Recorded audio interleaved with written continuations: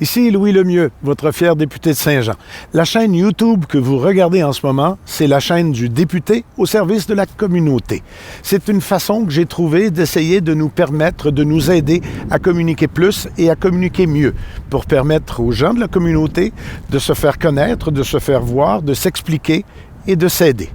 Comme ceci.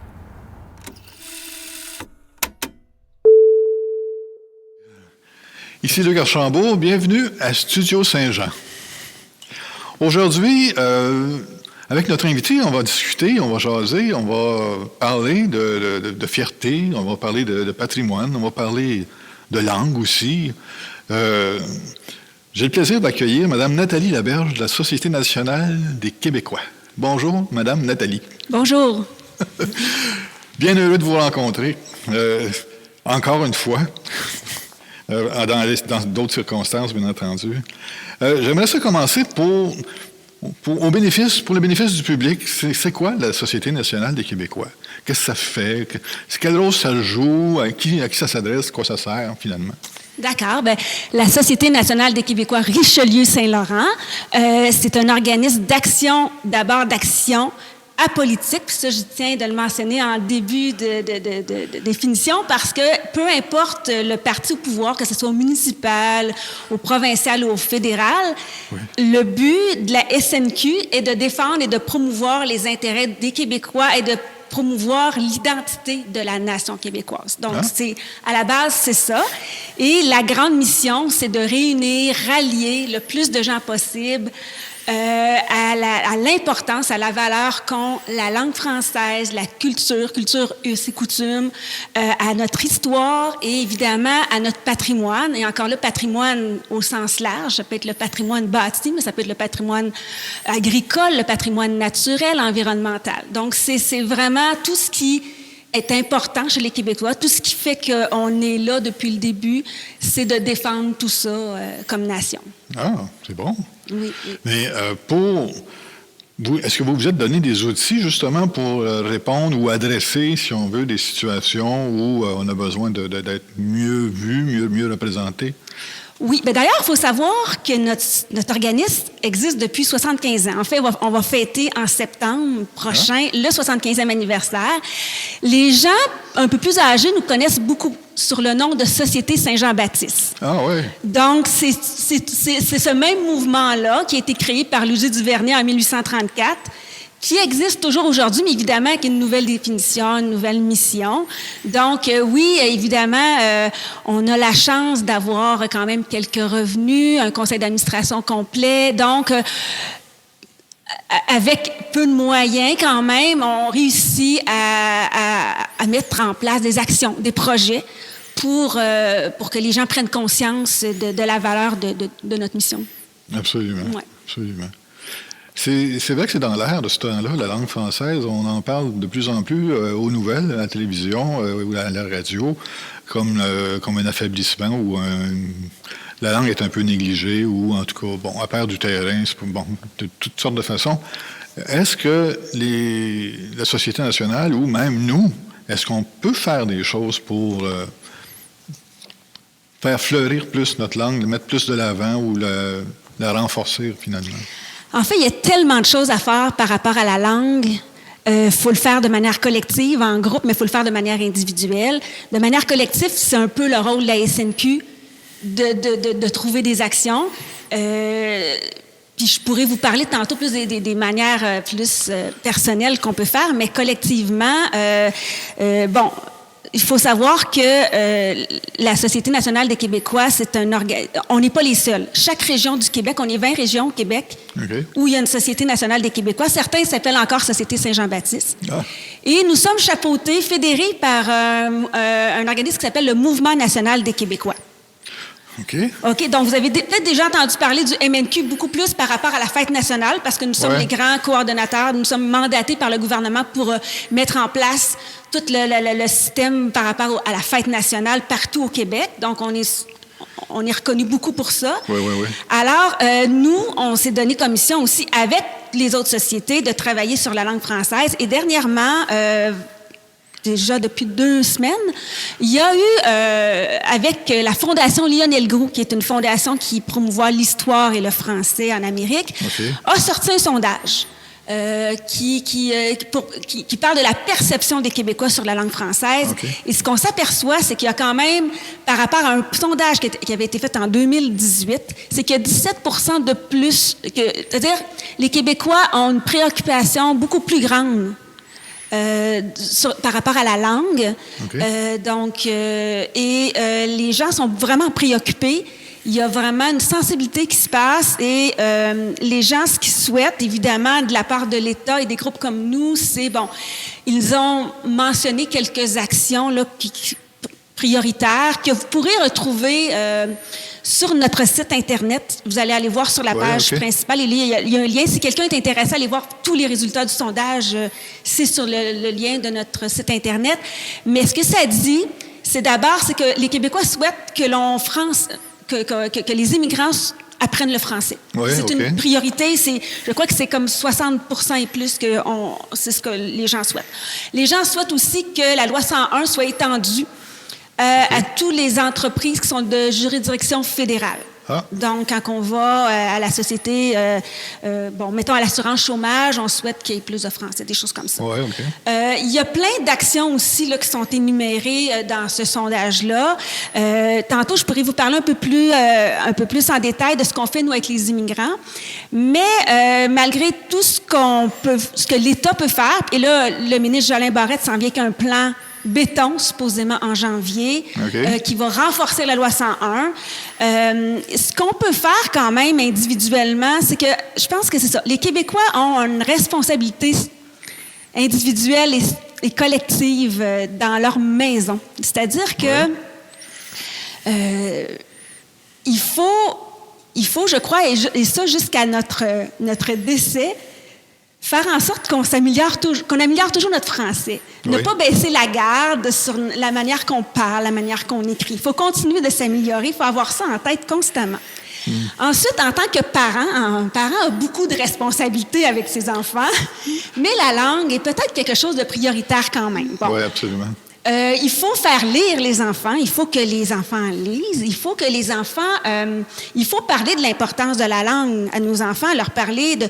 Puis, peut-être pour que les enfants comprennent, il faut aussi leur parler de notre histoire, de notre culture, de nos codes culturels, notre identité, parce que ça fait partie de...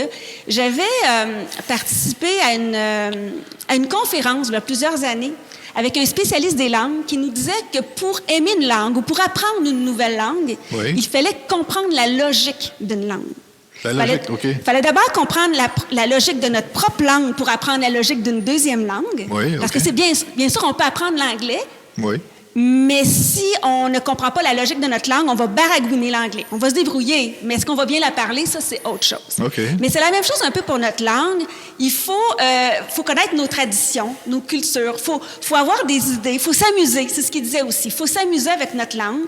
Et une des choses qui est toujours très drôle avec nos enfants, c'est de parler des expressions québécoises. Sortez une expression comme « swing la baquaise dans le fond de la boîte à bois », c'est toujours drôle. Fait que si on veut s'amuser avec nos enfants, parce que c'est en s'amusant qu'on apprend, alors les expressions québécoises sont une méthode vraiment efficace. Et c'est ça. Plus on va aimer le Québec, plus on va aimer la langue, plus ça va être facile aussi de la parler et de l'améliorer. Donc, je pense que c'est ça. C'est une question de fierté, de valorisation dans notre discours avec nos enfants, puis avec les gens autour de nous, qui fait en sorte que, individuellement, on va faire notre part pour la langue. Effectivement. Ça me fait penser que c'est ce matin ou hier soir, j'ai lu un texte de David Gaudreault. David Gaudreault, c'est un poète slammer qui est de plus en plus connu, évidemment. Puis, je lisais un de ses textes. Le gars, c'est tellement beau la façon qu'il parle le français ou qu'il l'écrit. Il mélange, évidemment, des belles expressions, il parle bien, mais aussi des expressions de tous les jours qui sont comme poétisées à travers ça. C'est un plaisir de lire ce genre de texte-là. Puis, pour moi, en tout cas, c'est une des façons pour moi que je m'approprie pas seulement des beaux mots, mais je m'approprie aussi des belles façons de dire des nouvelles choses. La même chose, mais des belles façons de le faire. C'est tout simplement une petite parenthèse, là, parce que David Gaudreau, moi, je pense que c'est un des poètes qui est dans la même lignée de Vigneault, Pellerin, des conteurs, des fiertés pour chez nous. Oui, vous avez tout. C'est un bel exemple, c'est vrai. Ouais. Oui. J'aimerais ça enfiler avec une autre question, bien entendu. OK, ça, c'est pour la langue française, comment s'amuser avec, comment la diffuser, comment la faire croître à partir de notre famille, avec nos enfants, puis nos amis, le cercle, agrandir notre cercle tranquillement. Maintenant, est-ce que le monde ordinaire, monde comme moi, par exemple, pourrait s'impliquer à la Société nationale dans vos projets ou dans vos projets, finalement, qui représentent ce que vous prêchez, finalement? Oui, bien parfaitement. Comme tout organisme, les gens peuvent devenir membres. Okay. Encore là, je vous invite à aller sur notre site Internet. Être membre, c'est nous soutenir. C'est un 12 $ par année ou 24 $ pour une association, parce qu'une association, on a des partenaires aussi dans la région. De plus en plus aussi, on a des comités. C'est-à-dire qu'il y a un conseil d'administration, et sur notre conseil d'administration, c'est tout nouveau là, depuis quelques années. Les administrateurs ont des mandats. Il y en a un qui a un mandat de la langue, l'autre le mandat de l'histoire. Et ce qu'on souhaite, c'est chacun a des comités. Alors, si les gens ne veulent pas être sur le conseil d'administration, mais ils ont envie de dire leurs mots, leur opinion, ou tout simplement de mettre l'épaule à la roue, en tout cas, il y a toutes sortes de manières de s'impliquer. Ouais. Vous nous appelez, puis vous dites, moi, la langue est importante pour moi, ou moi, le patrimoine, ou moi, tout m'intéresse, puis on va vous inviter à faire partie des discussions d'un comité quelconque. Ah oui? Oui, oui. Là, c'est certain qu'avec la pandémie, c'est un peu plus calme. Les réunions en virtuel, on aime moins ça, malgré qu'on commence à s'habituer de plus en plus. Donc, mais n'hésitez pas, c'est pas un frein, appelez-nous, puis on est là, on est là quand même. Il y a de l'ouvrage, à faire. Oui, il y a de l'ouvrage, puis dans nos bureaux, on a des très grands bureaux. Juste pour vous dire, on a la chance d'avoir une bâtisse patrimoniale qui nous appartient sur la rue Jacques-Cartier. Super belle, oui. Et c'est une manière aussi pour nous là, de faire notre contribution par rapport au patrimoine. Là, on l'embellit. C'est une super bâtisse. Oui. Alors, j'invite les gens à venir voir aussi ce qu'est l'air notre bâtisse à l'intérieur. Absolument, absolument. Ils ne seront pas déçus, je le sais. Ils ne seront pas déçus. Tantôt, vous faisiez allusion en particulier des efforts par rapport à la langue, parce qu'on revient encore là-dessus, parce que c'est dans l'air du temps beaucoup. On a parlé de famille, les enfants, ces choses-là. Maintenant, est-ce que ça peut s'étendre à plus grand avec votre aide, ou vous avez des projets peut-être dans ce sens-là? Mais on a déjà un projet qui dure depuis... Écoutez, j'ai un blanc, mais je crois que c'est depuis 11 ans. 11 ans? On organise le concours Fleur-d'Elysée, qui avait pour mission de faire en sorte qu'il y ait encore des groupes de musiciens, de chanteurs qui chantent en français. Oui. Alors ça fonctionne. Bon, l'année passée, il a été mis sur pause parce que, en grande partie, ce projet-là sert aussi à promouvoir des groupes ou des chanteurs qui veulent chanter en français. Et là, tout ce qui était promotion par rapport à la fête nationale ou spectacle en plein air a été annulé. Donc, l'essence même était un peu plus difficile. Donc, on a décidé de faire une pause, mais c'est encore quelque chose qui travaille par rapport à la langue. Donc, il y a ça.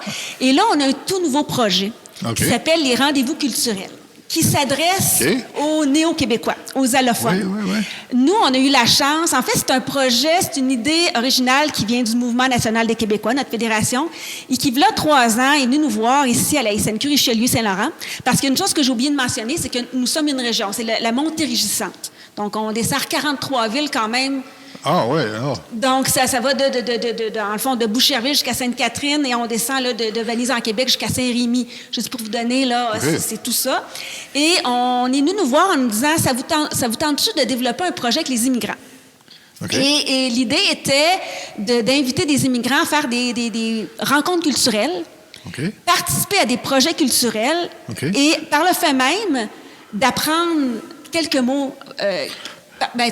améliorer son français, connaître plus les valeurs et les codes québécois, connaître plus l'histoire, le patrimoine et tout ça. Donc, on a imaginé un projet de 7 rencontres consécutives. Donc, ça peut être 7 samedis consécutifs il y a 20 immigrants qui viennent participer à 7 rencontres où on les introduit à un atelier d'art différent. Ça peut être une semaine le théâtre, une autre semaine la musique québécoise, une autre semaine c'est l'improvisation. Et puis ça, ce qui est bien, bien intéressant, c'est qu'on travaille en partenariat avec les organismes du milieu, évidemment. Quand on fait un atelier sur le théâtre, on va aller voir le théâtre de Grand Prix. Si on fait un atelier sur la chanson québécoise, on va aller voir un chanteur d'ici. Oui. Si on fait un atelier d'art visuel, bon, on va aller chercher un artiste d'ici. Si on veut montrer un petit peu notre patrimoine, on va travailler avec le Cercle des fermières d'Iberville, un peu comme ce qu'on a fait la dernière fois. Ah. Donc, l'idée, c'est vraiment, bon, il y a toujours une petite partie pédagogique où on prépare notre groupe. On leur dit, bon, c'est quoi le théâtre au Québec? C'est quoi le théâtre dans la région? On leur donne quelques mots de vocabulaire. Et évidemment, on termine avec les fameuses expressions québécoises parce qu'il faut s'amuser. C'est succulent, ça. Et ensuite, on propose toujours un atelier participatif. C'est très important parce que pour apprendre la langue, pour se dégainer, il faut s'épanouir. Il faut se dégêner. Et c'est très difficile quand on apprend une langue, on le sait tous. Donc, le but, c'est vraiment que ça soit le fun, participatif. Alors, pendant 1h30, ils font un atelier. Ils apprennent à se connaître. Et à la fin, évidemment, il y a une petite partie de rétroaction parce que c'est un projet qui est subventionné par le gouvernement, un beau projet. Et évidemment, on veut savoir si notre groupe d'immigrants avance. Et les résultats sont géniaux. Oui, ça, j'ai jamais... Moi, c'est un des beaux projets où les gens viennent nous voir en nous disant « j'ai changé, j'ai amélioré, j'ai plus de facilité à travailler ». Parce que dans le fond, les immigrants qu'on va chercher aussi, ce qu'il faut savoir, c'est que ce pas des gens qui viennent d'arriver. Il faut qu'il y ait un emploi. Il faut qu'il y ait un logement. En fait, il faut qu'il y ait réglé un peu les besoins de base quand un immigrant arrive et que, par la suite, il est prêt, mentalement, et à s'impliquer dans autre chose. À s'immerger. Oui. Donc, quand l'immigrant arrive, il a goût, il a le temps et il est disponible. Oui. Donc, c'est peut-être pour ça qu'il y a des très beaux résultats. Donc, c'est ça, on voit que les gens ont, par la suite, envie de s'impliquer dans la ville, s'impliquent plus dans leur milieu de travail. En tout cas, il y a des bénéfices incroyables. Donc, ça, c'est vraiment par rapport à la langue française. On répond vraiment à un besoin de francisation à un deuxième niveau. Absolument. Mais en même temps, on leur fait connaître notre culture et c'est en connaissant... Puis comme je disais tantôt, c'est en connaissant notre culture, notre histoire, qu'on a le goût d'apprendre le français. C'est une belle façon d'accueillir, je ne voulais pas dire d'intégrer, là, mais accueillir ces personnes-là qui viennent d'un autre endroit, ils ont une autre histoire, un autre bagage, puis de le partager avec nous en même temps qu'on partage le nôtre avec eux autres. Ah oui, parfaitement, parce que je travaille, notre animateur, on a un animateur qui suit, qui accompagne le groupe, qui est Thomas Hudson. Thomas, ben oui. Ben oui, c'est ça, c'est notre ambassadeur culturel de la région. C'est bon, il est bien bon. Et puis, il y a Jessica Robillard, qui est notre chargée de projet, qui, elle, organise tout ça. Okay. Et on travaille aussi avec Françoise Dancause aussi, qui vient filmer, prendre des photos de tout ça.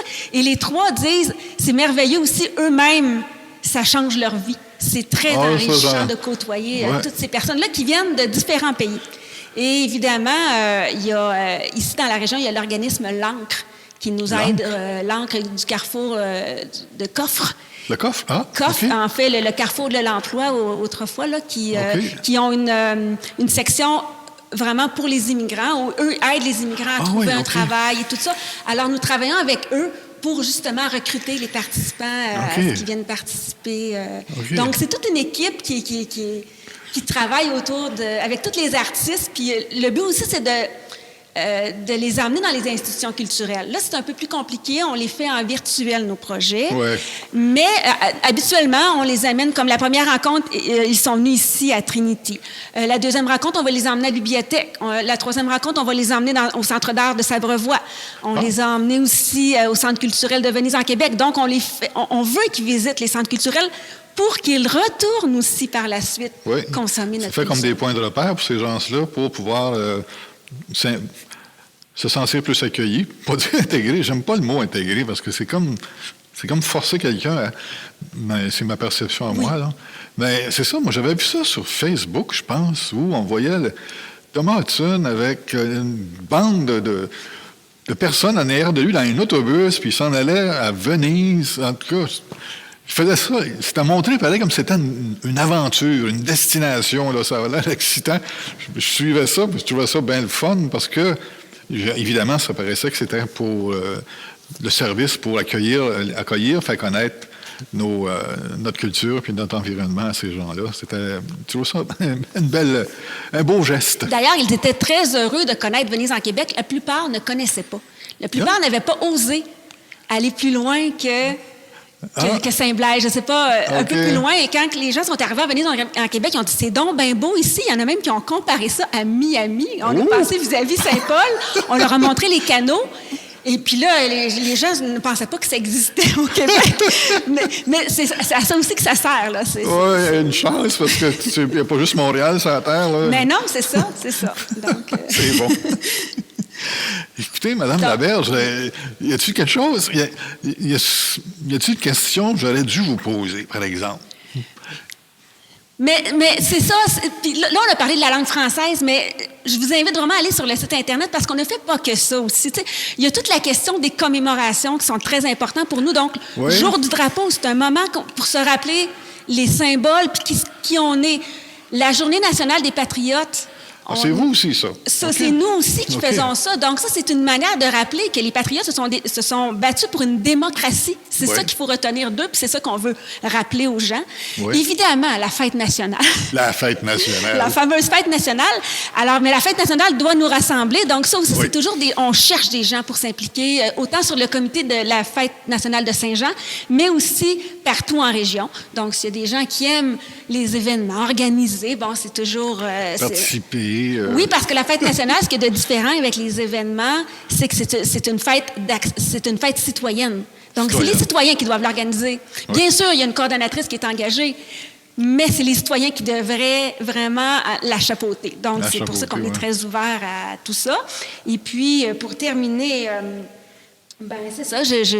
C'est tout ça. La SNQ, c'est plein. Ça peut être. On est très ouvert aussi à avoir des suggestions ou s'il y a des gens qui nous disent aussi là il y a un drapeau qui est déchiré, on peut se faire quelque chose, ben oui, appelez-nous, on va faire des choses, on a des lettres, on a plein d'outils qui sont avec le temps qu'on a développés pour répondre à plein de problématiques, mais on travaille sur le positif surtout, et puis comme je disais, on est là pour les gens qui ont envie de valoriser ce qui est la nation. C'est super. Puis on va être là avec vous, Mme Laberge. Je vous remercie beaucoup de notre rencontre. Ça a été éclairant. Bien, merci de m'avoir reçu. Ça fait plaisir. Merci.